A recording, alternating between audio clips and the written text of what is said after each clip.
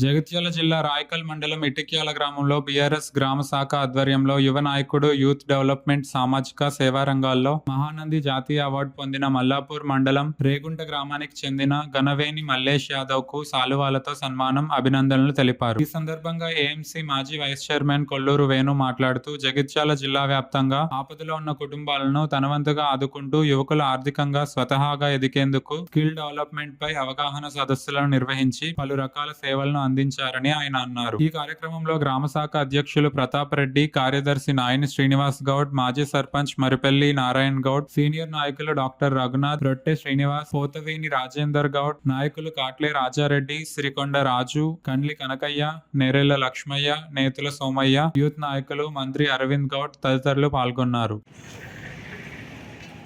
జగిత్యాల జిల్లాలో మల్లాపూర్ మండలంలో రేగుంట విలేజ్లో పుట్టి గనవేని మల్లేష్ యాదవ్ గారు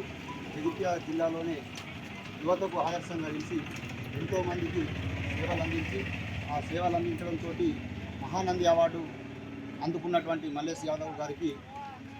హృదయపూర్వక అభినందనలు తెలియజేస్తూ వారు ఇటువంటి సేవలు మరెన్నో